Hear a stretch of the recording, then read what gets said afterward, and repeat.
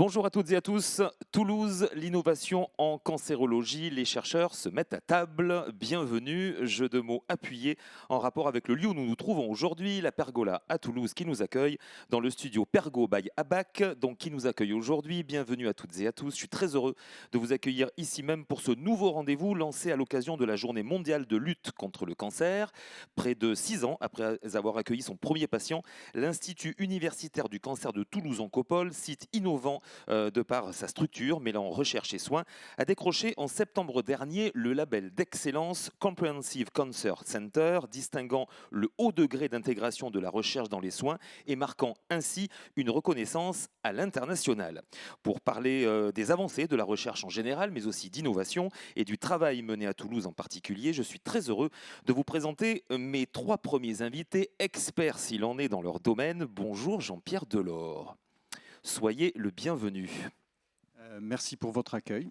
Avec grand plaisir. Jean-Pierre Delors, vous êtes directeur général de l'Institut Claudius Regaud, administrateur du GCS, Institut universitaire du cancer de Toulouse. On parlera bien évidemment de l'Oncopole avec une jolie présentation dans quelques petites minutes. Bonjour Gilles Favre. Bonjour Bruno. Soyez le bienvenu. Vous êtes directeur général du Centre de recherche en cancérologie de Toulouse. On parlera de vos chercheurs, mais aussi d'innovation, bien évidemment.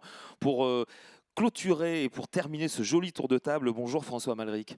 Bonjour Bruno, je suis directeur de la Fondation Toulouse Cancer Santé. Écoutez, vous faites tout à ma place, c'est parfait. Vous êtes directeur général de la Fondation Toulouse Cancer Santé. On va parler ensemble de cette fondation qui œuvre au quotidien à la recherche de dons, et sans ces dons, bien évidemment, François, pas ou peu de recherche. Nous en parlerons dans quelques petites minutes. Juste avant de vous donner la parole, messieurs, petit retour en arrière pour évoquer ce pari initial de Philippe Douste-Blazy de coupler dans un même lieu soins et recherche. Cela remonte à l'année 2004. Je sens qu'il y a 3 témoins autour de la table qui ont vécu avec émotion cette belle période. On peut dire aujourd'hui, Jean-Pierre Delors, que c'est une réussite. Oui, c'était pas forcément une belle période parce que c'était la suite, comme vous le savez, d'un drame humain qui a coûté la vie à plusieurs dizaines de personnes à Toulouse. C'était la volonté de créer sur ce site dévasté un endroit où il y a de l'espoir. Mmh. Alors, pour créer de l'espoir, s'attaquer à cette maladie monstrueuse qu'est le cancer, c'était peut-être un pari qui paraissait un peu étonnant. Mais il était clair que la seule façon de donner de l'espoir, c'était d'expliquer que, en additionnant les forces, en faisant travailler ensemble les chercheurs et les cliniciens, en essayant de découvrir plus, en impliquant les patients dans les programmes de recherche, on pouvait amener de l'espoir. Et je dois dire que, à peu près 6 ans maintenant après l'ouverture de cet hôpital, il me semble que tous les patients de la région et le public s'est approprié l'idée que cet Oncopole est fait pour ça, soigner les gens et créer de la connaissance qui va à terme nous permettre de guérir de plus en plus de personnes. En détail, Gilles Favre, j'imagine que vous allez abonder dans le sens de ce qui vient d'être dit. Présentez-nous justement de ce site Oncopole et cette particularité donc de ce continuum soins et recherche. Alors tout d'abord, ce que je dois dire, c'est que pour moi, c'est un véritable succès quand on regarde ne serait-ce que l'attractivité que nous avons actuellement vis-à-vis de nouveaux chercheurs. Je voudrais simplement citer 2 chiffres. Quand nous nous sommes installés sur l'Oncopole en 2014, le centre de recherche en cancérologie comprenait aux alentours de 250 chercheurs et aujourd'hui c'est 400 collaborateurs qui travaillent, donc une très forte attractivité. Et donc pour donner un peu plus de précision, ce centre de recherche, il a pour vocation initiale bien sûr de faire des découvertes, puisque malheureusement on ne sait pas encore tout sur les cancers, et il faut vraiment qu'on continue à découvrir les mécanismes fondamentaux, mais il a une deuxième vocation, c'est de transférer ces découvertes, ces recherches vers les patients, vers la clinique. Et je crois que la véritable excellente idée qu'il y a eu au départ, c'est de concevoir ces locaux comme étant adaptés à ce type de recherche. Et ce n'est pas pour rien que nous avons complètement intégré le centre de recherche au sein de l'établissement de soins. Et je je crois que ça, c'est une véritable réussite. Avec ce qu'on appelle, avec une très jolie et une belle image, une passerelle, c'est ça? Parce qu'il y a une passerelle qui lie les deux centres. Comment ça fonctionne au quotidien? Les grandes lignes, Jean-Pierre Delors? Ben, l'Oncopole est un hôpital. Mmh. On reçoit des patients qui sont confrontés à un doute ou malheureusement à un diagnostic certain de cancer. Et notre mission est d'assurer un rôle régional d'évaluation de leurs risques, en leur disant que parfois on peut les rassurer, dans d'autres cas qu'il faut les traiter, en leur disant où et dans quelles conditions ils pourront recevoir ces soins de la meilleure façon. Un certain nombre d'entre eux vont nécessiter qu'on les prenne en charge à l'Oncopole. Et en les soignant, on apprend et ils nous aident à mieux comprendre. Ils nous aident de beaucoup de façons. Ils nous expliquent leur vie d'un côté, ils nous donnent la permission de faire des analyses complémentaires sur leur tumeur, sur des résultats de prise de sang. Et puis, derrière cela, il y a un travail invisible qui fait fonctionner ce qu'on appelle des plateformes de recherche transactionnelle, des services comme l'anatomopathologie, où on étudie les tissus, des services de biologie, où on étudie les cellules ou la composition du sang, de ses protéines, et également des plateformes qu'on appelle de recherche clinique. En fait, ce sont des équipes qui, protocole par protocole, programme par programme, étude clinique par étude clinique, assurent le fait qu'on produit une information concernant ce que l'on fait et que cette information, elle est partagée avec les chercheurs et qu'on essaie à chaque fois d'enrichir la connaissance que l'on a des maladies par une connaissance plus fondamentale qui est celle qui vient des chercheurs. Et le plus important est de faire fonctionner cela dans les deux sens, ceux qui viennent des patients et ceux qui viennent des chercheurs. Et globalement, l'ensemble des personnels de l'Oncopole ont bien entendu comme première mission de bien s'occuper des patients et le mieux possible à chaque fois, mais aussi de contribuer à chaque fois que c'est possible à assurer par ce transfert ou ce continuum entre la recherche et les soins, à rendre les informations scientifiques de plus en plus pertinentes au fur et à mesure que la recherche avance. Pour clôturer entre guillemets cette courte présentation, bien sûr, j'ai eu l'occasion de vous accompagner et j'accompagne la Fondation Toulouse Cancer, on va en parler dans quelques instants, depuis maintenant 3 ans. J'ai eu la chance de visiter finalement ce lieu absolument unique. Ce qui m'a impressionné, c'est aussi cette course contre la montre que nécessitent souvent les soins et les cancers. Lorsque quelqu'un est victime d'un cancer, c'est souvent une course contre la montre. Ce qui m'a impressionné, c'est cette rapidité d'exécution, ce que vous venez de dire, Jean-Pierre Delors, et j'imagine qu'au niveau recherche aussi, vous êtes l'un à côté de l'autre, entre guillemets. Ça, c'est un argument ô combien important au quotidien. Tout à fait. Je pense que ce qui est vraiment important de signaler, c'est qu'on est certainement un des seuls sites de France à pouvoir, de la découverte fondamentale et essais cliniques, avoir le moins de temps possible. Et on a des exemples où, entre la publication internationale validée par les pairs et le temps où le premier patient est inclus, il y a moins de 6 mois. Et ça, vous ne le verrez pas dans beaucoup de centres français. Et le deuxième point que je voulais dire, c'est que notre attractivité, elle est certes pour des médecins, pour des biologistes, mais elle est maintenant aussi pour des informaticiens, pour des physiciens, et qui permet en fait de conserver ces temps d'avance que nous avons, parce qu'on va ajouter à nos questionnements des questions d'intelligence artificielle, des questions notamment de physique et de mécanique des fluides, pour toujours aller vers une meilleure connaissance, et tout ceci au bénéfice des patients. Ça, je crois que c'est une des marques de fabrique de l'Oncopole qui est peu retrouvée ailleurs. Merci pour cette présentation. Messieurs, on va rentrer dans le vif du sujet dans quelques minutes et on va parler bien sûr de pistes d'innovation thérapeutique puisque cette émission est avant tout ciblée sur l'innovation, ça c'est important. Et pour faire marcher, on va dire, tous ces rouages et pour que tout fonctionne au quotidien, et bien évidemment, vous le savez, ils ont toutes et tous besoin d'argent pour la recherche déjà, de dons et de mécénat. Et à l'intérieur même, c'est un beau partenariat là aussi, soins, recherche, mais aussi fondation. Avec vous, François Amalric, vous êtes directeur général de la Fondation Toulouse Cancer Santé. Cette fondation, j'ai dit tout à l'heure, sans faire de mauvais jeu de mots, œuvre au quotidien à la recherche, là aussi, recherche mais de mécénat et de dons. Comment ça marche? Vous avez besoin effectivement de mécénat et comment ça fonctionne là aussi au quotidien, François? Donc la fondation peut paraître comme le bras armé du site de l'Oncopole. C'est grâce donc aux dons que nous recevons aussi bien du secteur public que du secteur privé que nous pouvons aider ou participer à la politique scientifique du site de deux façons, soit en finançant des projets de recherche innovants pour lesquels les chercheurs ont beaucoup de difficultés de trouver des fonds. Sur une idée originale, on a toujours beaucoup de difficultés de trouver des fonds. Et deuxièmement, un état attractif, c'est-à-dire que dès l'instant où les chercheurs ou les directeurs ou les chercheurs détectent un chercheur de très grande qualité qui serait un plus pour le site de Toulouse, mais la Fondation peut amener les moyens pour attirer ce chercheur sur Toulouse. Donc cette fondation a un rôle essentiel et donc tous les dons sont absolument les bienvenus, bien sûr, sachant que cette fondation a une transparence absolue.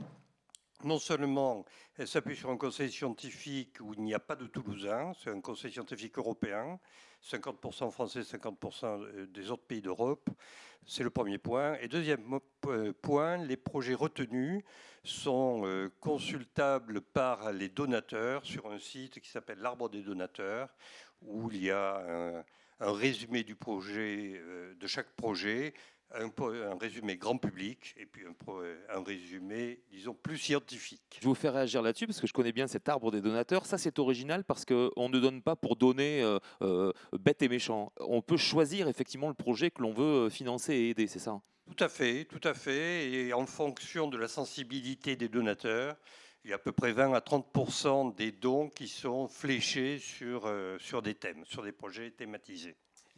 Et d'autre part, ce qui est aussi très intéressant pour les donateurs, c'est que les chercheurs financés sont toujours prêts à aller présenter leurs projets à des clubs, à des réunions publiques. Et ça, je crois que c'est un plus pour les donateurs de savoir à quoi sert leur argent. Alors j'imagine que là nous sommes autour d'une table et dans un studio de télévision lié entre guillemets à l'événementiel. Vous en faites un peu d'événementiel, j'imagine. Il faut communiquer. C'est certain que cette année a été difficile parce que l'événementiel, ça représente à peu près 30% des dons, notamment des donateurs du monde socio-économique. Et que cette année, donc, l'événementiel s'est arrêté par un concert remarquable à la Lougrain le 5 mars. Et depuis, tout s'est arrêté. Donc, on a des grands besoins de financement pour pouvoir continuer à aider ce superbe projet qui est l'Oncopole. La Fondation Toulouse Cancer Santé. On en reparlera bien évidemment et on parlera aussi de personnalités toulousaines qui œuvrent au quotidien en tant que parrain avec quelques chefs étoilés, la gastronomie, la culture, rien n'est oublié au sein même de la Fondation. On en parlera tout à l'heure bien évidemment. Alors, on a parlé de l'importance des dons et du mécénat bien sûr pour financer la recherche, financer les soins aussi, et la recherche avant tout. Jean-Pierre Delors, on va rentrer dans le vif du sujet. Il faut parler de chiffres, bien sûr, parler certes peut-être de nouveaux cancers, mais aussi de cancers les plus fréquents. On a une petite slide et j'aimerais que vous la commentiez, Jean-Pierre Delors, justement aujourd'hui pour que toutes celles et tous ceux qui nous regardent comprennent un petit peu mieux votre démarche au sein même de l'Oncopole et puis aussi connaître aussi les cancers les plus fréquents.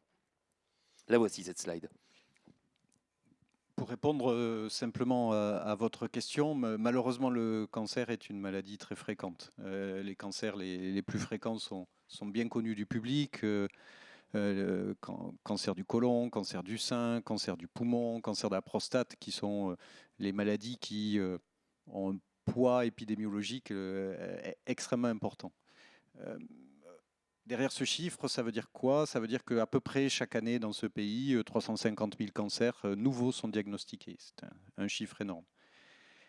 La recherche a quand même apporté un certain nombre de choses. Les progrès médicaux font que désormais, largement plus d'un cancer sur deux sont guéris.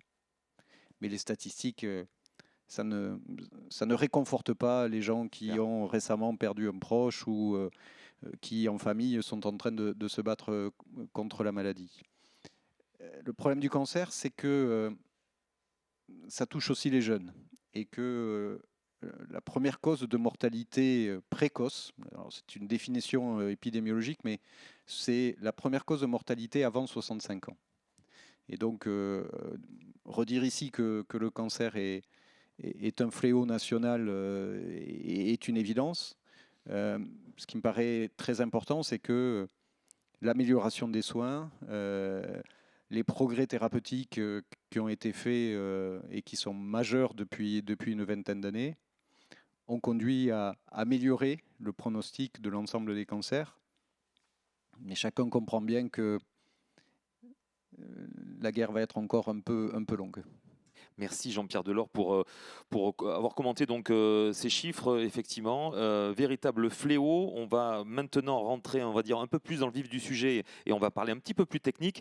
Moi, je suis un petit peu candide dans l'histoire, mais je me suis un petit peu documenté quand même, puisque nous allons parler de pistes d'innovation thérapeutique avec vous, Gilles Favre et Jean-Pierre Delors. Et à commencer, Jean-Pierre Delors, par l'immunothérapie. Qu'est-ce que c'est l'immunothérapie ? C'est plusieurs choses à la fois. D'abord, c'est de la science. Cela fait longtemps qu'on se dit que le système immunitaire joue un rôle vis-à-vis des cancers, mais le démontrer de façon formelle avec des connaissances scientifiques fondamentales et explicatives est en fait quelque chose qui a une vingtaine d'années. Et bien entendu, à chaque fois que la science fait des progrès, et on voit là encore le continuum, cela amène aux médecins des possibilités de traitement. Alors dans le chapitre immunothérapie, ce que depuis une dizaine d'années on fait, c'est à l'aide de médicaments qui s'appellent des anticorps monoclonaux, on modifie directement le fonctionnement du système immunitaire au contact des cellules cancéreuses. C'est qu'on contribue à faire en sorte que les cellules cancéreuses qui arrivent souvent à se protéger de notre système immunitaire s'en protègent un petit peu moins bien. Et un certain nombre de globules blancs essentiels dans cette défense immunitaire contre les cancers que sont les lymphocytes T, à l'aide de ces médicaments, se remettent à attaquer les cellules cancéreuses des patients. Et c'est d'ores et déjà des stratégies qui sont des médicaments. Ça veut dire que ce sont des produits qui sont utilisés dans la vie quotidienne pour aider les patients atteints de cancer, et des succès gigantesques pour la prise en charge de maladies comme le mélanome, le cancer du poumon, certaines formes de cancer de vessie, certaines formes de tumeurs ORL. La liste est longue, mais ça fait faire des progrès majeurs à la médecine. Dans une autre catégorie, il y a ce qu'on appelle les thérapies adoptives. Alors là, de quoi s'agit-il ? Il s'agit, pour certaines formes de cancer rares, souvent ce qu'on appelle des hémopathies, pour simplifier les cancers du sang. Les cellules cancéreuses qui apparaissent chez les patients sont caractérisées par le fait qu'elles portent un antigène dominant. Et en fait, les progrès technologiques permettent de prendre des cellules immunologiquement compétentes du corps, de les éduquer à côté du corps contre cet antigène en utilisant une technologie qui s'appelle celle des récepteurs chimériques, et de réinjecter aux patients ces cellules qui sont devenues des tueurs de cellules cancéreuses. Ce sont des traitements vraiment épatants, pas faciles à manier. On peut avoir l'image que dès lors que ce n'est pas de la chimiothérapie, les traitements sont plus faciles. Ce n'est pas toujours le cas dans la vraie vie. Mais ça a mené des progrès dans un petit nombre de maladies, mais des progrès juste extraordinaires. Et puis, on voit émerger depuis quelques années une troisième possibilité ou un troisième axe de traitement qui est de l'immunothérapie, qui est l'utilisation de vaccins. Alors, c'est là aussi un domaine un petit peu complexe, mais c'est un domaine qui s'attaque à un sujet de cancérologie qui est compliqué, qui est celui, quand il n'y a pas un antigène dominant, si ce cancer est lié à l'addition au cours du temps de mutations différentes, alors chaque cellule de chaque cancer de chaque patient peut présenter un répertoire d'antigènes qui est spécifique de chaque patient et donc de sa tumeur. Et ce qu'on voit émerger, c'est la possibilité très récente d'envisager pour chaque patient de fabriquer un vaccin qui correspond à, pour dire les choses, son profil mutationnel et donc un répertoire de nouveaux antigènes, de néo-antigènes qui lui est propre. Et ce qu'a récemment démontré la technologie, c'est que dans des délais assez courts, on pouvait fabriquer un vaccin individualisé pour les patients. Alors ça, c'est une voie de recherche qui est extrêmement émergente. C'est une piste. C'est très émergent. Et pour rester dans le thème de votre émission, c'est bien entendu des progrès qui font le lien entre des disciplines extrêmement différentes. Vous ne pouvez pas calculer où sont les mutations Si vous analysez 3 milliards de paires de bases, c'est-à-dire un génome entier de cellules cancéreuses, sans avoir recours à ce qu'on appelle les sciences dures. Il faut des calculateurs, des algorithmes, de l'intelligence artificielle. Il faut de la technologie, être capable de fabriquer des vaccins synthétiques qui correspondent à chaque antigène qui aurait été repéré. Et puis, il faut de la recherche académique. Et par exemple, au CRCT, l'équipe que j'ai le grand honneur de co-diriger avec le professeur Ayoub est une des rares équipes dans le monde qui est capable de repérer dans le corps des patients si oui ou non des lymphocytes T spécifiques de ces antigènes sont apparus ou pas. Donc voilà un exemple, encore une fois, de ce qu'on essaie de faire à l'Oncopole, c'est-à-dire assurer systématiquement un continuum entre le soin et la recherche. On a besoin d'équipes chirurgicales exceptionnelles pour opérer les patients. Ils nous donnent la permission d'analyser la tumeur. Les soins continuent avec de la radiothérapie ou des chimios parce qu'il est nécessaire de les faire. Et puis ensuite, on peut envisager d'utiliser un traitement du système immunitaire parce que ça va améliorer les chances de guérison. Et en même temps, le fait de participer à la recherche donne la possibilité de faire avancer les connaissances. C'est ce genre d'exemple pour lesquels, tous les jours, avec les collègues, dans un bel enthousiasme, on travaille à l'Oncopole. Merci. On vient de parler effectivement d'une des pistes d'innovation thérapeutique. Gilles Favre, au niveau recherche, effectivement, vous vouliez nous parler de médecine personnalisée. Oui, ou de thérapie ciblée. Alors, je voudrais quand même tout d'abord souligner quelque chose de très important que dit Jean-Pierre Delors, c'est que on a commencé à utiliser l'immunothérapie une fois qu'on en a eu la connaissance scientifique. Et je crois que ça, c'est très très important. On ne passera pas à côté d'une recherche fondamentale de grande qualité pour avoir des thérapies qui sont efficaces. Et c'est grâce à ces recherches fondamentales qu'ont été identifiées les causes de la transformation d'une cellule normale en cellule cancéreuse. Et ceci est lié à un certain nombre de modifications de certains gènes qui deviennent par exemple hyperactifs. Et après, derrière cette découverte, il y a eu des chimistes, des industries pharmaceutiques qui ont réussi à découvrir des molécules qui allaient cibler spécifiquement cette anomalie qui était à l'origine de la transformation tumorale. C'est le principe même des thérapies ciblées ou personnalisées, puisqu'elles sont personnalisées sur un oncogène, une mutation bien particulière. Et c'est donc ces thérapies qui ont maintenant quand même près d'une vingtaine d'années, puisqu'on parle au tout début de l'utilisation d'un inhibiteur pour certains types de leucémie, ont maintenant fait la preuve de leur efficacité. Notamment dans la réponse immédiate, c'est-à-dire qu'on voit très rapidement des patients qui vont se porter beaucoup mieux dès qu'ils sont traités avec ces types de thérapies. Malheureusement, il y a au bout d'un certain temps des récidives parce que la cellule va s'adapter. Ce qu'on appelle la plasticité de la cellule qui va faire qu'elle va s'adapter. Et tous les challenges qu'on essaie de relever actuellement sur le centre de recherche, c'est de comprendre comment cette cellule va s'adapter à ces nouveaux traitements.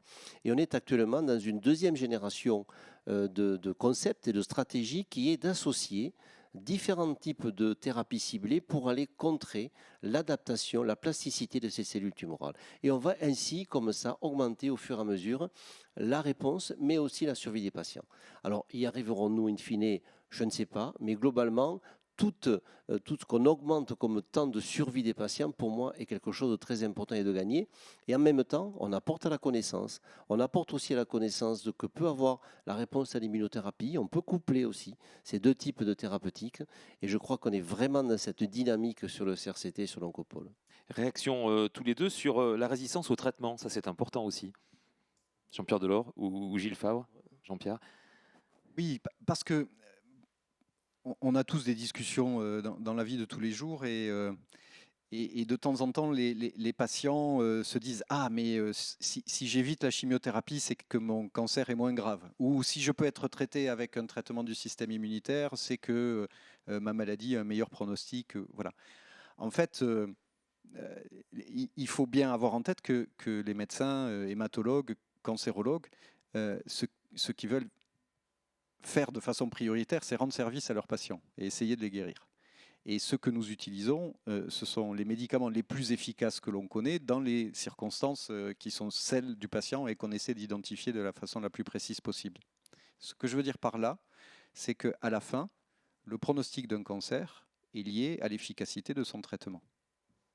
Et que vous pouvez tourner la question dans tous les sens, mais ce qui est absolument fondamental et qui est au cœur du thème principal de la collaboration entre les soins et la recherche, c'est de comprendre à la fin pourquoi nos traitements ont été en échec quand ils l'ont été.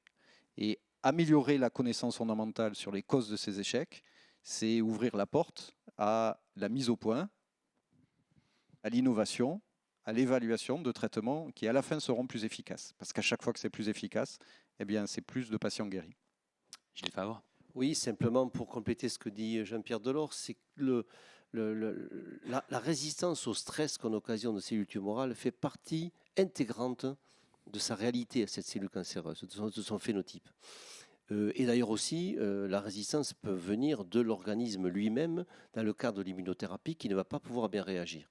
Je crois qu'on a jusqu'à présent considéré les phénomènes de résistance comme étant consécutifs à l'apparition ou au certains types de traitements. Je pense que maintenant, on est en train au CRCT de considérer la résistance comme un état intégral de la cellule tumorale et on étudie ces mécanismes de manière très approfondie. Et on espère qu'à terme, on pourra avoir des solutions pour éviter tout type de résistance. Mais bon, ça, c'est pour plus tard. Nous vous le souhaitons en tout cas de tout cœur.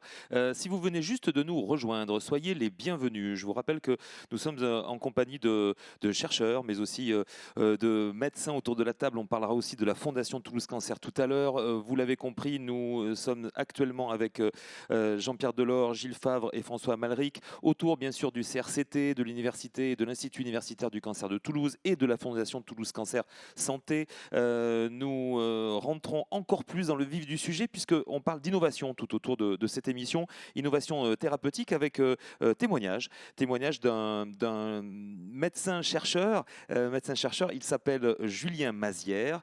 Il est médecin-chef du service pneumo-Rangueil. On va parler de cancer du poumon spécifiquement. Je vous ferai réagir sur ses propos. J'ai deux questions pour lui. Julien Mazière, quelles sont les grandes pistes de recherche contre les cancers du poumon? Et tout d'abord, bonjour Julien, soyez le bienvenu. Bonjour. Effectivement, les derniers mois et l'année passée ont été très riches dans le domaine de l'oncologie thoracique. Si l'on s'intéresse plus particulièrement aux maladies avancées, je mets de côté les maladies précoces dont le traitement est la chirurgie, donc les maladies avancées que l'on ne traite pas par chirurgie, il y a deux grandes voies de développement. La première voie de développement, c'est l'immunothérapie qui consiste à donner des médicaments qui restimulent le système immunitaire qui fait défaut dans un contexte de cancer bronchique pour détruire ces cellules tumorales. Il y a eu de nombreux travaux dans cette indication et actuellement, nous pouvons utiliser l'immunothérapie soit seule, soit en combinaison avec la chimiothérapie dans la grande majorité de nos patients. L'autre axe de recherche a été les thérapies ciblées. Les thérapies ciblées, cela consiste à donner des molécules qui vont bloquer de manière spécifique une anomalie qui est en général dans l'ADN, dans la structure de la cellule tumorale. Donc, il y a un certain nombre d'anomalies dans les cancers du poumon. En face de chaque anomalie, il va y avoir un traitement spécifique que l'on appelle une thérapie ciblée. Et là, 2020 et le début de 2021 ont été très riches en nouvelles molécules ciblant des anomalies nombreuses, au nom parfois un peu complexe. On peut citer le GFR, CARAS, ALK, MET, etc. On a un arsenal thérapeutique qui s'est enrichi avec de nouvelles molécules pour toutes ces anomalies qui caractérisent certains cancers du poumon. Première question donc pour Julien Mazière, réaction de Gilles Favre.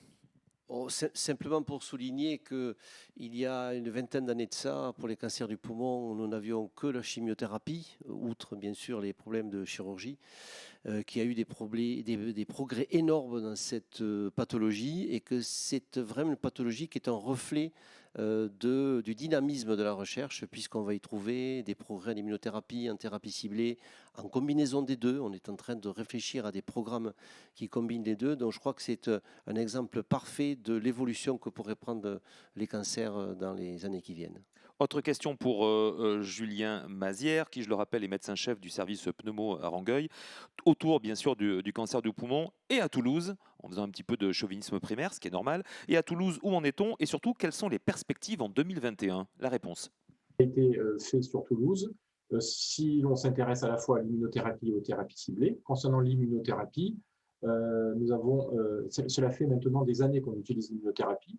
On est à peu près à 5 ans d'utilisation. Nous avons analysé les résultats au bout de 4 ans ou 5 ans de ces immunothérapies que l'on utilise. Et on se rend compte que le bénéfice, si on le compare à celui de la chimiothérapie, que nous avions identifié initialement, se maintient et même s'amplifie dans le temps avec une surveillance à 4 ans. Cela valide donc totalement l'utilisation de ces immunothérapies comme une arme standard dans le cancer du poumon. Là, on était très clinique. Ensuite, sur le plan plus biologique, les interactions entre les équipes cliniques et les équipes de recherche du CRCP nous permettent de travailler sur de nouveaux biomarqueurs qui permettent de savoir qui va répondre ou ne pas répondre à l'immunothérapie. Je pense en particulier aux travaux avec Ludovic Martinet sur le CD226. Comment la tumeur va exprimer certains antigènes et déclencher la réponse immunitaire. Il y a de nombreux travaux en cours avec l'équipe de Maha Ayoub. Et ensuite, d'essayer d'identifier l'environnement immunitaire des tumeurs et en particulier du cancer du poumon. Et là aussi, nous avons des travaux en cours que nous espérons communiquer bientôt avec l'équipe de Vera Pancaldi. De l'autre côté, il y a les thérapies ciblées. Et là, à Toulouse, nous avons participé à des essais importants qui ont été publiés dans le New England Journal of Medicine, en particulier concernant les molécules qui ciblent l'anomalie chromosomique qui s'appelle ALK, avec l'arrivée d'une nouvelle molécule qui paraît intéressante, avec une excellente tolérance et une excellente efficacité chez ces patients, ou participer à des essais cliniques qui ciblent une autre anomalie qui s'appelle MET, M-E-T, avec le développement là aussi d'une nouvelle molécule qui devrait arriver sur le marché très rapidement. Concernant les travaux de recherche maintenant, nous continuons à travailler dans l'équipe du professeur Gilles Favre sur les mécanismes de résistance à ces thérapies ciblées et nous sommes en train d'identifier des mécanismes qui pourraient être intéressants pour les patients dans les années à venir. Un grand merci à Julien Mazière pour son témoignage. Une réaction, Jean-Pierre Delors? C'est difficile de parler après Julien concernant le cancer du poumon. En un mot, ce que dit parfaitement Julien, c'est chaque fois qu'on apprend, on finit par gagner. Voilà. Et toutes les collaborations qu'il a avec les équipes du centre de recherche témoignent que tous les médecins qui sont engagés dans cette lutte ont compris ça et développent des efforts quotidiens pour que ce lien entre la compréhension et les patients vive dans le projet de recherche toulousain. Passons maintenant à la troisième partie de cette émission pour parler des faits marquants du CRCT en 2020 avec un bilan, Gilles Favre. Malgré cette période très délicate que nous vivons, n'est-ce pas? On va en parler justement. C'est plutôt une bonne année 2020 qui vient de s'achever pour vous et vos équipes. Oui, c'est paradoxalement une excellente année avec toutes les contraintes que nous avons subies liées à la crise sanitaire. Nous n'avons jamais autant publié donc de travaux. Et alors, la quantité ne fait pas forcément la qualité, mais dans ce cas-là, oui. C'est-à-dire, nous avons publié des travaux dans d'excellents journaux. Je pense qu'on reparlera de la publication qui signe que ces travaux vont être très largement diffusés, ont été revus par des pairs d'excellente qualité.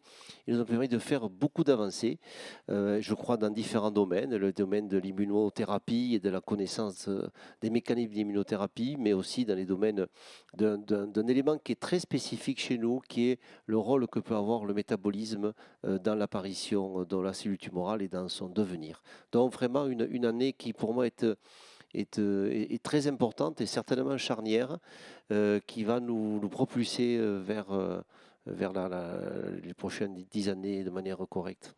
Très bien, merci Gilles Favre. Et ça tombe bien, vous l'avez compris, nous avons bien évidemment des témoignages de directeurs de recherche au CRCT. Ces personnes, vous les connaissez bien, vous travaillez au quotidien avec elles. Pierre Cordelier et Ludovic Martinet qui vont nous expliquer leurs travaux et l'importance que revêt une publication. Pour toutes celles et tous ceux qui ne savent peut-être pas ce qu'est une publication, on va en parler dans quelques minutes. Mais dans un premier temps, expliquez-nous, Pierre Cordelier, vos travaux. Pierre Cordelier qui est directeur de recherche au CRCT, qui va nous parler spécifiquement du cancer du pancréas. Regardez. L'équipe de recherche travaille sur le cancer du pancréas, qui est un problème majeur de santé publique à l'heure actuelle, puisque ça va devenir la deuxième cause de décès par cancer en 2020. C'est un cancer qui est très difficile à traiter à l'heure actuelle, puisqu'il y a de nombreuses résistances et les patients ont du mal à répondre aux thérapies. Plus particulièrement, nous recherchons des mécanismes de ces cellules cancéreuses que nous pourrons contourner notamment par l'ajout de gènes médicaments. On appelle ça le principe de thérapie génique. Donc nous transférons des gènes qui vont sensibiliser les tumeurs au traitement, notamment à la chimiothérapie. Et ce sont des travaux fondamentaux de l'équipe qui ont été récemment transférés en phase clinique, c'est-à-dire études chez les patients. À l'heure actuelle, il y a plus de 100 patients qui ont été traités par cette approche innovante et nous attendons les résultats pour conclure ou non si nous allons poursuivre avec une plus grande cohorte de patients afin de démocratiser ce traitement. Dans l'équipe de recherche, nous poursuivons dans cette voie, donc par la connaissance des spécificités des cellules cancéreuses pancréatiques que nous serons amenés à combattre, mais aussi par ces approches de thérapie génique à d'autres spectres. Nous utilisons maintenant des virus qui sont capables de tuer spécifiquement les tumeurs. Et plus particulièrement, nous avons 2 axes de recherche principaux. Connaître pourquoi et comment ces virus tuent les cellules cancéreuses pour déterminer quels seraient les patients qui bénéficieraient au mieux de la thérapie. Et l'autre côté, c'est de combiner ces virus tueurs de tumeurs avec des nouveaux traitements, notamment l'immunothérapie, puisque ces virus ont le pouvoir de réveiller une réponse antitumorale immunitaire chez des patients atteints d'autres types de cancers. Et c'est ce modèle-là que nous voulons poursuivre pour améliorer la réponse au traitement chez ces patients atteints de cancer du pancréas. Pierre Cordelier, donc, autour du cancer du pancréas. Autre témoignage, celui d'un autre directeur de recherche au CRCT qui nous parle d'immunothérapie. Il s'appelle Ludovic Martinet. Regardez. Les recherches de mon laboratoire s'intéressent plus particulièrement à la compréhension des mécanismes qui contrôlent l'efficacité du système immunitaire. Et à l'heure actuelle, il y a une stratégie thérapeutique innovante qui est mise en place ces dernières années chez les patients atteints de divers types de cancers, que l'on appelle l'immunothérapie. Cette immunothérapie, elle a pour but de réveiller les défenses endogènes des personnes malades, donc leur système immunitaire, afin de le rediriger contre les cellules cancéreuses. Il faut savoir que le système immunitaire est composé de différents types de cellules et parmi ces cellules, les lymphocytes tueurs jouent un rôle très important dans les défenses contre le cancer. Mais malheureusement, à l'heure actuelle, on ne connaît pas très bien comment fonctionnent ces lymphocytes tueurs. Et donc, dans mon laboratoire, on essaye à la fois de comprendre les mécanismes qui freinent ou que l'on peut stimuler pour augmenter les fonctions de ces lymphocytes tueurs. Et ceci afin de mieux comprendre les mécanismes qui gouvernent l'efficacité de l'immunothérapie, mais aussi d'améliorer ces immunothérapies afin de pouvoir guérir un plus grand nombre de patients. Récemment, notamment, on a pu mettre en évidence le rôle clé d'un accélérateur qui est la molécule CD226. Et ce qu'on s'est aperçu, c'est que sans cette molécule, les lymphocytes finalement étaient plus ou moins à l'arrêt et ne détruisaient plus les cellules tumorales. Malheureusement, ce que les personnes de mon équipe ont pu remarquer également, c'est que de nombreux patients atteints de cancer perdaient cette molécule à la surface de leurs lymphocytes. Et que donc, cette molécule, il faudrait chercher à la réactiver pour pouvoir améliorer les traitements immunothérapeutiques actuels. Donc l'intérêt de cette découverte du rôle finalement de CD226 dans les fonctions des lymphocytes tueurs et de la perte de CD226 comme étant un mécanisme clé de la résistance des cancers au traitement de la chimiothérapie, c'est que nous allons pouvoir prochainement trouver des mécanismes qui vont permettre de réactiver l'expression de ce récepteur ou de stimuler directement ce récepteur afin d'améliorer les traitements d'immunothérapie actuels et ainsi pouvoir trouver des traitements qui vont bénéficier à différents types de pathologies tumorales, mais également aussi à un plus grand nombre de patients. Ludovic Martinet à l'instant, donc, qui, je le rappelle, est directeur de recherche au CRCT. Réaction ? La réaction, c'est que ce sont 2 chercheurs brillants qui ont fait des découvertes importantes cette année, mais ce n'est pas les seuls. Je crois qu'il faut aussi mettre en avant. On a été obligé de choisir, mais on aurait pu en choisir d'autres. Et je crois qu'ils font partie de cette dynamique qui est au CRCT. Et la deuxième chose que je voulais dire, c'est qu'il faut bien faire comprendre que tous les virus ne sont pas mauvais. Vous avez vu que le travail qui est réalisé par Pierre Cordelier va utiliser des virus et va en fait les détourner pour qu'ils deviennent de véritables outils thérapeutiques. Tout à fait. On entend plutôt d'autres choses sur les virus en ce moment. Voilà. On n'ouvre pas le débat ? Non. Pas du tout. On n'a pas le temps, c'est dommage. Hein. Jean-Pierre Delors. En un mot, moi je note que les chercheurs du CRCT commencent à expliquer en parlant des patients et que les médecins commencent à expliquer en parlant de la recherche. Voilà. C'est comme ça qu'on y arrive.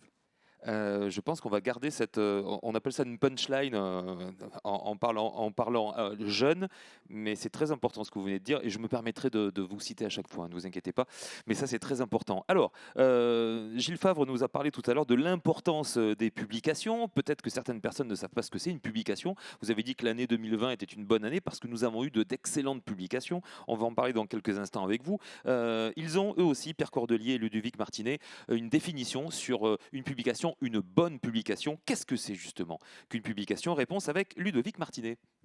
Publication scientifique a tout d'abord pour rôle de transmettre les nouvelles connaissances que les chercheurs ont pu faire dans leur laboratoire, à la fois à d'autres scientifiques dans le monde, mais également au grand public, qui donc va relayer ces articles. Mais il faut savoir que ces articles que l'on appelle donc publications scientifiques, qui en gros consistent en un résumé détaillé des techniques scientifiques qui ont été utilisées pour faire les découvertes et les conclusions que l'on fait à partir de ces expériences.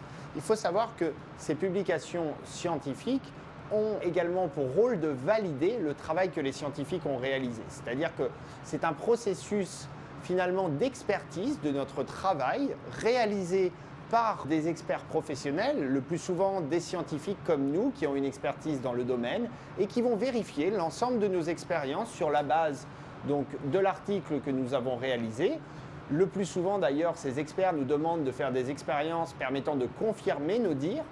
Et une fois que toute cette expertise est réalisée et que donc les experts ont validé le travail que nous avons réalisé, finalement, c'est là que l'on passe à proprement parler à l'étape de diffusion des connaissances qui se fait donc par l'intermédiaire de journaux qui sont spécialisés dans le domaine. Après, il faut savoir que tous les journaux scientifiques ne sont pas équivalents et qu'il existe une sorte de hiérarchie à l'intérieur des journaux scientifiques et donc en fonction du type de journal dans lequel on publie, notre découverte est plus ou moins lue par le public, et ce qui veut dire généralement que cette découverte est plus ou moins importante.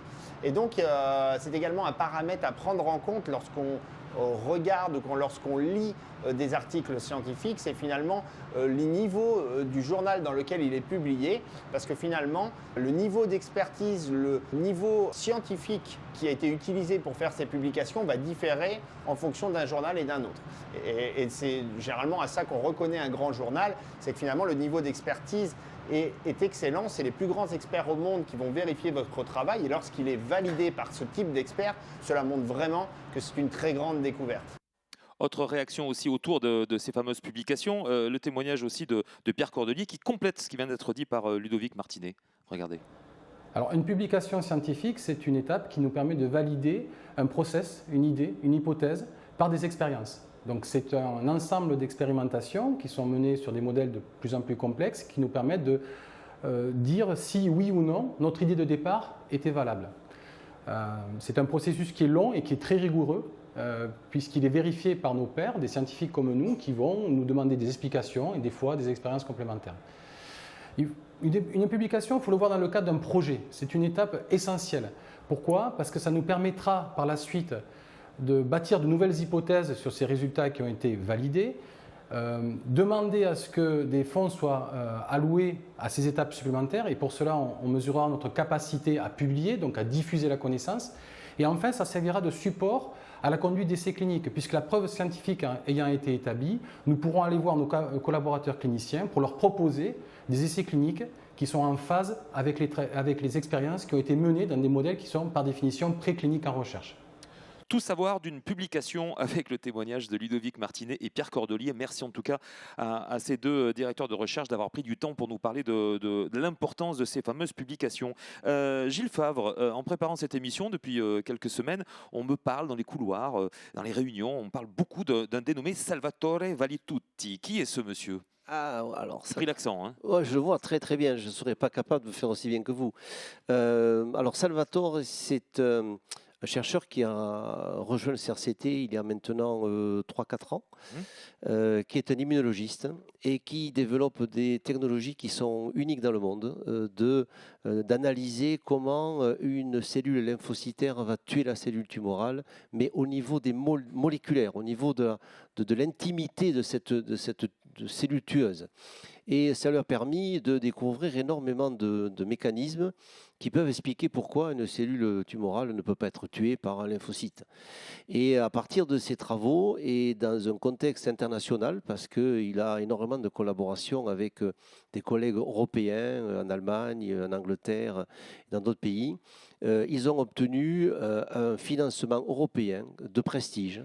Il n'y a pas que le prestige d'ailleurs, puisque c'est 10 millions d'euros sur 5 ans pour 4 équipes, qui fait que, c'est une somme importante bien sûr, qui fait qu'ils vont pouvoir développer ce concept-là sur les années qui viennent. Et pour nous, c'est important parce que c'est le premier financement de ce type que nous avons au CRCT. Et je suis certain qu'il va en appeler d'autres dès les années qui viennent. Voilà, donc c'est vraiment très très bien. Et c'est, pour terminer, peut-être dire que ça fait partie du niveau d'attractivité qu'on a au CRCT et de ce qu'on peut proposer. Cette personne est venue pour développer ce projet, l'a réussi, a réussi à le concrétiser au niveau international, et c'est ce qu'on va faire dans les années qui viennent. Alors, petit retour, merci Gilles Favre, petit retour en image, Salvatore Valitutti, avec un sujet diffusé il y a quelques mois sur France 3. Regardez, très intéressant. Viendra, mais pendant ce temps, la recherche est à l'œuvre et une équipe toulousaine vient d'être distinguée. L'INSERM a décroché un financement européen pour ses travaux dans la lutte contre le cancer. Dorine Condé, Olivier Denouille. Au centre de recherche en cancérologie de Toulouse, Salvatore Valitutti et son équipe ont découvert une nouvelle arme contre le cancer. Pour lutter contre cette maladie, le corps humain envoie des cellules cytotoxiques, ici en gris. Les cellules cancéreuses en vert ne se laissent pas tuer si facilement. Elles forment un bouclier pour repousser l'attaque. Mais d'autres particules tueuses existent. Ce qu'on a découvert est que les cellules cytotoxiques peuvent relarguer des petites bombes quand ils s'approchent vers la tumeur. Ces bombes s'appellent SMAPs, Supramolecular Attack Particles, sont des entités autonomes qui sont capables de tuer le tumeur. La cellule se bouge, relargue ces petites bombes, la tumeur est tuée. Au cœur d'une collaboration scientifique européenne, le projet de recherche réunit des équipes à Toulouse, mais aussi en Allemagne, en Italie et au Royaume-Uni. Chacune a son domaine d'expertise pour mieux comprendre ces cellules tueuses. Pourquoi avec des cellules normaux, ils arrivent à les tuer, et pourquoi pour des cellules tumoraux, elles n'y arrivent pas. Et en étudiant la composition des cellules, leur manière de se comporter, peut-être qu'on arrive à comprendre pourquoi il y a une faille dans la reconnaissance des cellules tumoraux. Les 4 équipes ont obtenu un financement européen de 10 millions d'euros. Un coup de pouce financier pour recruter, mais surtout une reconnaissance scientifique encourageante. La recherche dure et quelquefois très longue et très frustrante. On attend beaucoup pour avoir des résultats, on attend beaucoup pour les publier. Ce type de prime, c'est un nouvel élan. Un nouvel élan pour les chercheurs et un espoir de trouver un traitement contre le cancer, la première cause de mortalité en France. Très impressionnant sujet, effectivement, vous l'avez très bien commenté en amont, donc de Salvatore Valitutti, et nous prendrons bien sûr des nouvelles de ce garçon au fur et à mesure de ses recherches. Merci beaucoup à tous les trois d'avoir participé à cette première partie. Je vous demanderai de revenir tout à l'heure pour conclure. Bien sûr, on parlera d'un anniversaire, on parlera effectivement de ce qui va se passer au mois de septembre, effectivement, à l'Oncopole, entre autres. Merci beaucoup, Jean-Pierre Delors. À tout à l'heure. François Malric aussi, on parlera aussi de dons dans quelques petites minutes, mais je vais accueillir dans quelques secondes 2 personnalités, en l'occurrence Suzanne Tavassian, qui est hématologue à l'UICT Oncopole, et Jean-Emmanuel Sari, directeur de recherche INSERM au Centre de recherche en cancérologie de Toulouse. On va parler d'un cas concret dans une petite seconde. À tout de suite.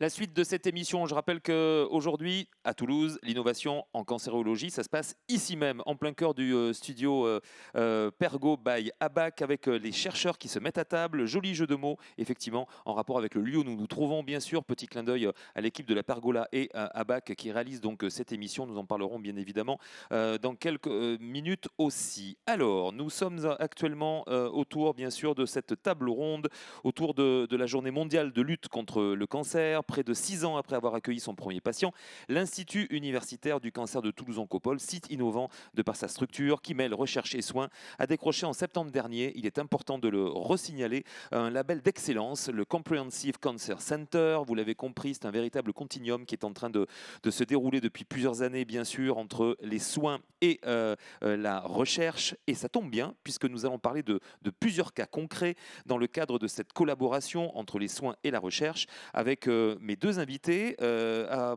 commencer par Suzanne Tavissian. J'ai totalement écorché votre nom tout à l'heure et je tiens sincèrement à m'excuser. Bonjour Suzanne Tavissian. Bonjour. Vous allez bien ? Très bien, merci. Merci d'être présente ici même. Vous êtes hématologue à l'IUCT Oncopole et juste en face de vous, collaborateur s'il en est, on va en parler dans quelques petites secondes, Jean-Emmanuel Sary, bonjour. Bonjour. Bienvenue, vous êtes directeur de recherche INSERM au Centre de recherche en cancérologie de Toulouse. Et je rappelle aussi que cette émission est enregistrée dans les conditions strictes, effectivement sanitaires bien sûr, avec du gel hydroalcoolique un petit peu partout sur le plateau, des masques qui sont enlevés à ce moment-là, puisque je pense que les gestes barrières sont, vous me le validez, hein ? Oui. Bon, tout va bien, c'est très bien. Parlons justement de cas concrets. On va parler d'hématologie et de leucémie aiguë myéloïde. Tout d'abord, question très personnelle, puisque vous l'avez compris, soins et recherche, recherche et soins. Ça fait combien de temps que vous travaillez ensemble tous les deux ? Alors ça fait, Jean-Emmanuel, ça fait 10 ans à peu près qu'il travaille avec l'équipe dans laquelle, dans le service dans lequel je travaille. Moi, ça fait plutôt 5 ans, on va dire, qu'on travaille ensemble. Vous validez ? Oui, 5 ans. Ça fait 5 ans. 5 ans, oui. Avec Suzanne. Entre autres avec Suzanne. Avec Suzanne, entre autres, effectivement. Alors parlons d'hématologie et de leucémie aiguë. Et je redeviens sérieux, myéloïde, qu'est-ce que c'est justement que cette maladie ? Alors les leucémies aiguës myéloïdes, c'est un cancer du sang, hein, c'est une maladie hématologique qui est liée à la transformation dans la moelle osseuse, l'usine qui fabrique les différents éléments du sang, de cellules assez précoces hématopoïétiques en cellules appelées les blastes leucémiques, et donc qui vont aboutir à la destruction du tissu sanguin, à une pancytopénie, donc une baisse des globules tout confondus profonde, et des complications infectieuses, hémorragiques. Voilà. Ça représente à peu près 1% des cancers chez l'adulte et 80% des leucémies aiguës de l'adulte. À Toulouse, sur une année, on prend en charge à peu près dans le service 200 leucémies aiguës, dont 90 environ qui nécessitent un traitement intensif. Et alors la recherche, justement, elle en est où sur cette maladie ? Donc une des caractéristiques de cette maladie, c'est que les patients ont une survie plutôt faible, due à des résistances thérapeutiques, de la chimiorésistance, qui conduit à la rechute de ces patients et donc à leur mauvaise survie. Et donc nos recherches depuis 10 ans à Toulouse et 5 ans avec Suzanne tournent autour de ce mécanisme de résistance. Et l'équipe de recherche a identifié un nouveau mécanisme qui conduit à l'adaptation métabolique, l'adaptation énergétique de ces cellules et qui fait qu'elles survivent et résistent aux chimiothérapies. Donc on a identifié ce mécanisme et aussi des biomarqueurs et des cibles associées à cette particularité. De façon plus générale, quel est l'intérêt de travailler ensemble ?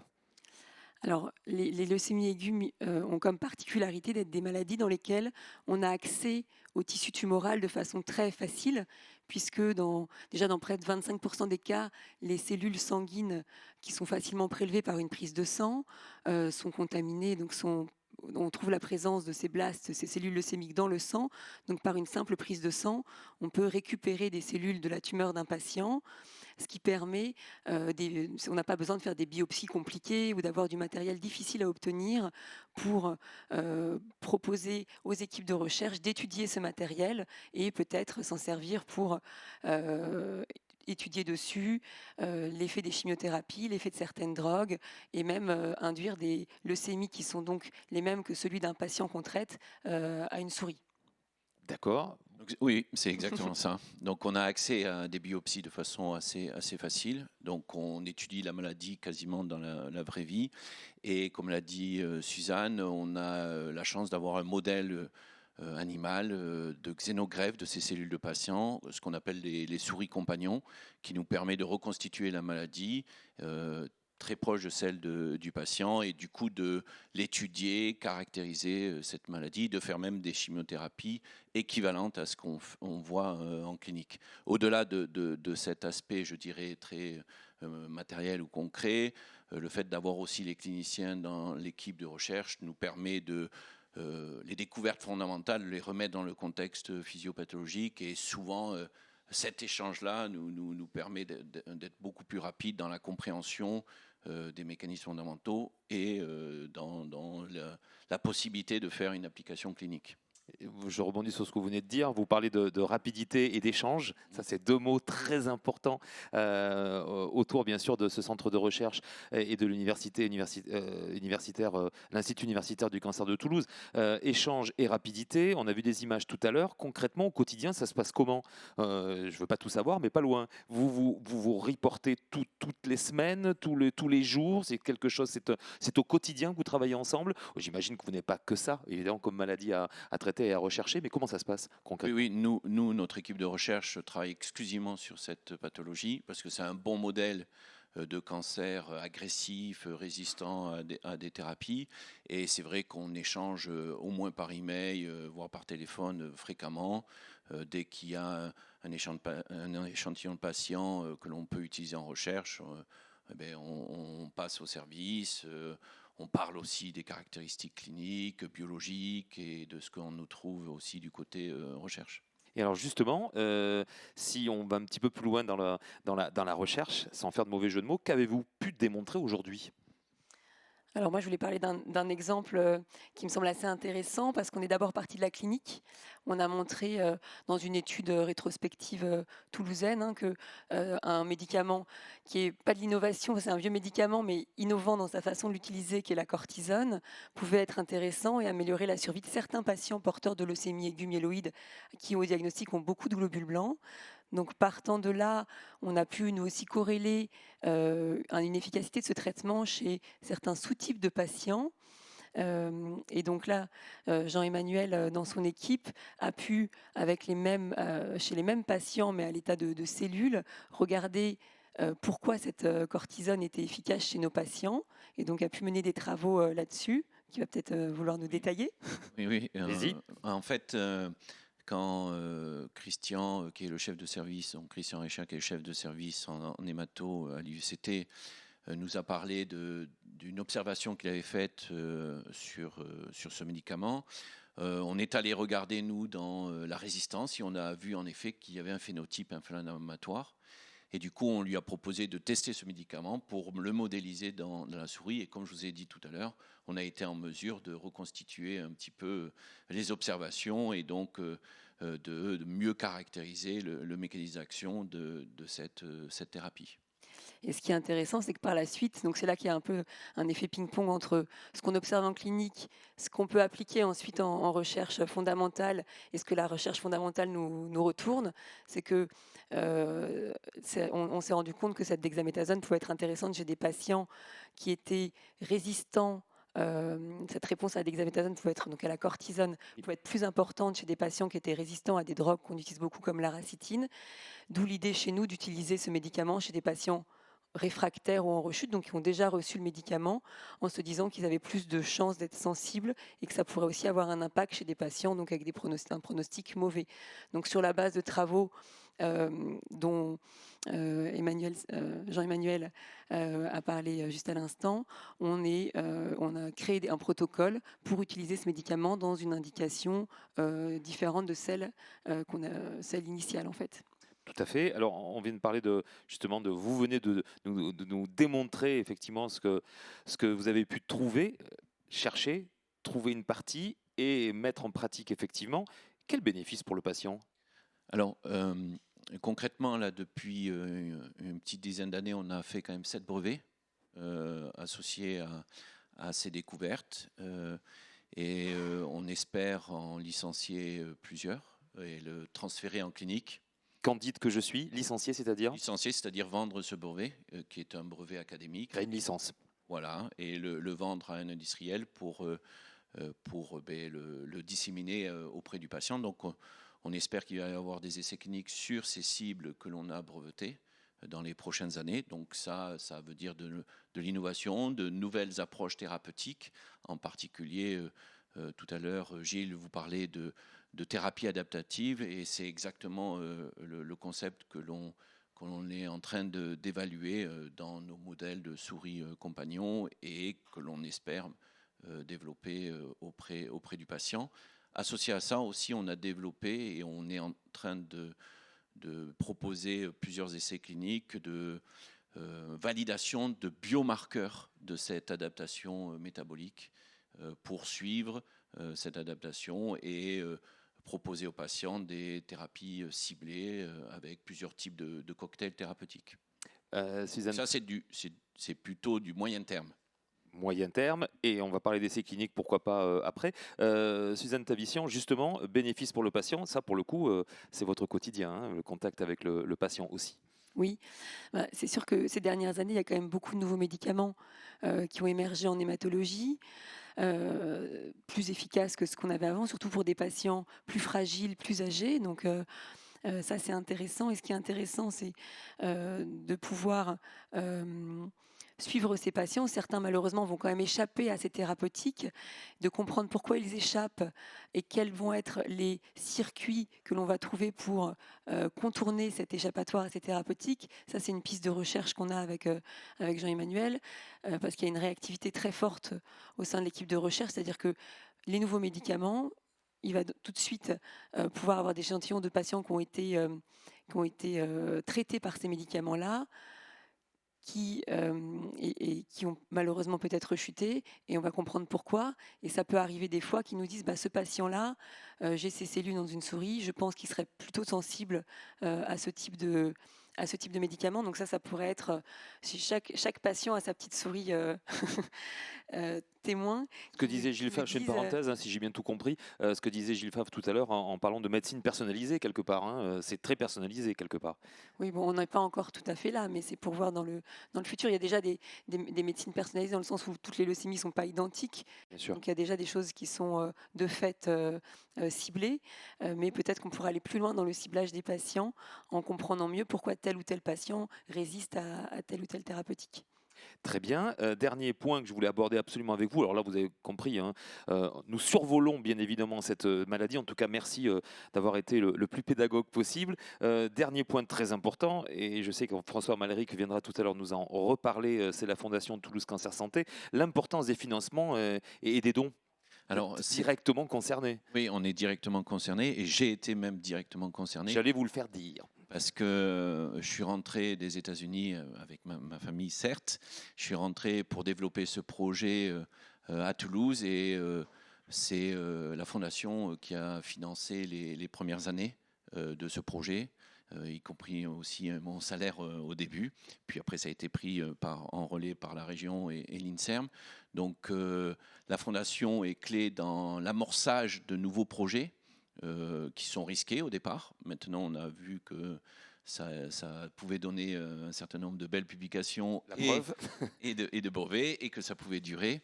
Et on a eu depuis 2 autres financements sur des aspects un peu innovants de ce qu'on avait identifié. Donc la Fondation, les donateurs sont essentiels pour la recherche, et en particulier la recherche en cancérologie, qui demande un coût faramineux au quotidien. L'équipe de recherche en fonctionnement, par exemple, si on peut parler d'argent cash, bien sûr. L'autoriser. Mais complètement. Bon, c'est 300 000 € annuels de fonctionnement, sans parler d'analyse plus spécifique ou de salaire. Voilà, donc ces 300 000 €, il faut bien les trouver, et les donateurs représentent une énorme partie, puisque l'État nous donne une dotation récurrente, mais qui représente que 10% de cette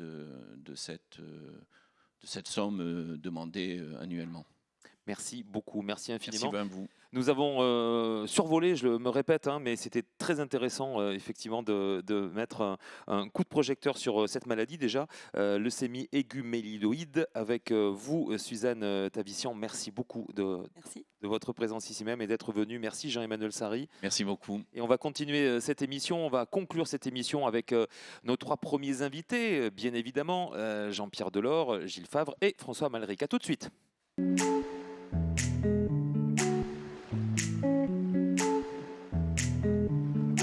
Retour avec mes 3 premiers invités, Gilles Favre, Jean-Pierre Delors et François Malric, pour clôturer cette première émission qui, à mon humble avis, ne sera pas la seule, puisqu'il est question bien évidemment de faire des épisodes. C'était l'épisode 1, on va dire, où on va dire l'émission pilote, et je suis pratiquement convaincu que nous nous retrouverons régulièrement pour parler justement de soins, mais aussi de recherche. Je n'en dis pas plus. Justement, parlons d'avenir, Gilles Favre, et parlons de cette année 2021 qui démarre. Qu'est-ce que l'on peut vous souhaiter? Et surtout, j'ai cru comprendre qu'il y avait un anniversaire en cours. Tout à fait. La création du CRCT, c'était en 2011, donc on va fêter nos 10 ans cette année. On va le fêter en septembre, les 23 et 24 septembre. Et ce sera l'occasion non seulement de mettre en valeur tous les travaux qu'on a réalisés depuis 10 ans, mais aussi de s'ouvrir vers le grand public, puisque nous ferons certainement des journées portes ouvertes. Nous ferons aussi des conférences grand public pour rapprocher beaucoup plus de chercheurs de la ville. Le lieu s'y prête complètement. Exactement. Voilà. Donc je crois que vraiment on a à cœur de montrer ce qu'on a fait, ce qu'on sait faire, et on fera ça donc à cause de nos 10 ans. Parfait, ça c'était un beau projet pour l'année 2021. Jean-Pierre Delors, même question, qu'est-ce que l'on peut vous souhaiter pour cette année 2021? Écoutez, mes souhaits vont vraiment être des souhaits de circonstances. Je voudrais vraiment que cette année, le virus du Covid s'en aille et qu'on puisse à nouveau s'occuper normalement de nos patients. Merci beaucoup en tout cas de votre présence, Jean-Pierre Delors. Je suis persuadé que nous aurons l'occasion une nouvelle fois de débattre et de parler de tous vos travaux. Et bien évidemment, alors je sais ce que l'on peut souhaiter à François Malric, effectivement, de l'argent avant tout pour les chercheurs, pour la Fondation Toulouse Cancer Santé, François. Oui, tout à fait. Vous avez eu un échantillonnage de toutes les qualités de ce centre, des performances des chercheurs, des performances des cliniciens. Et cela n'est possible que si on a les moyens de les aider. Et donc, nous comptons tous sur vous et tous les donateurs. Donc, nous avons des parrains qui nous aident. Nous avons des donateurs depuis le départ, puisqu'il y a eu d'abord les 5 fondateurs de la fondation, qui étaient quand même, pour les rappeler, Total, qui a été taxé de 10 millions d'euros au départ, donc qui a été le grand fondateur, le grand mécène de cette fondation. Il y a eu Pierre Fabre, GSK, Amgen, a mis en chacun Siemens 500 000 euros, plus donc une participation de l'État au travers de l'ANR. Mais nous avons aussi, et d'ailleurs vous pouvez les suivre sur cette diapositive, un certain nombre d'entreprises qui nous soutiennent en permanence et qui sont réellement derrière nous. Et ensuite, il y a aussi, et ça je ne l'ai pas cité tout à l'heure en parlant du concert, mais il y a les clubs Rotary de Toulouse qui nous ont organisé 3 concerts les uns après les autres et qui nous ont, ces concerts nous ramenant chaque fois à peu près 100 000 euros, ce qui est loin d'être négligeable. Et puis il y a vous tous qui êtes là, qui nous aidez. Et je dois dire que sur 2020, qui a été une année difficile, le grand public nous a aidés, a été plus généreux que l'année dernière. Donc de ce côté-là, c'est extrêmement positif. Ça veut dire qu'on est maintenant connu par la communauté Midi-Pyrénées essentiellement, mais ailleurs. Nous avons des donateurs de toute la France. Et deuxièmement, il y a bien sûr l'autre partie, ce sont les entreprises qui en principe c'était 50-50%. Et bien sûr, malheureusement cette année, la part entreprise en 2020 a été plus faible. J'espère qu'en 2021, j'arriverai à les convaincre de nous aider. Et sachant qu'aussi que les entreprises viennent grâce à l'événementiel. Et j'ose espérer, comme vient de le dire Jean-Pierre, que nous pourrons organiser des événements au bénéfice de la Fondation. Vous prêchez un convaincu, François Malric. On a vu une slide tout à l'heure pour faire les dons. Si on peut juste la remettre très rapidement sur le site, bien sûr, de la Fondation toulousecancer.fr, mais aussi avec l'IUCT Oncopole, don.iuct-oncopole.fr. N'hésitez surtout pas. Aidons tous ensemble les chercheurs par l'intermédiaire de l'arbre des donateurs, très intéressant, puisqu'on peut, je me répète, mais c'est important, choisir effectivement le chercheur selon les spécificités de ses recherches. Et puis, on a vu une slide de tout à l'heure aussi avec les fameux parrains que l'on salue au passage, le dynamisme de Michel Saran pour le côté gastronomie, le dynamisme des 4 Trees qui ont rejoint la fondation, Nina et Johan, que je salue au passage aussi pour le côté et l'aspect culturel. très compliqué aussi la culture en ce moment, vous en parliez tout à l'heure. Et puis l'aspect sportif aussi qui est très important avec le Stade Toulousain, c'est pas Gilles Favre qui va me dire le contraire, et l'apport et le talent de Maxime Médard. Messieurs, vous allez partir en entraînement tous les trois avec le Stade Toulousain autour de la Fondation Toulouse Cancer. Merci beaucoup. C'est parti. Merci Gilles Favre, merci François Malric. Merci à tous. Merci à Jean-Pierre Delors. J'ai pris beaucoup de plaisir à animer cette première émission. Ce n'est pas la dernière, ça je peux vous le dire. Un grand merci aux équipes de Thomas Fantini, La Pergola, avec cet endroit magique, le studio Pergo by ABAC. ABAC pour le côté audiovisuel. Merci aux équipes donc d'ABAC, audiovisuel bien sûr. Prenez soin de vous et de vos proches et à bientôt.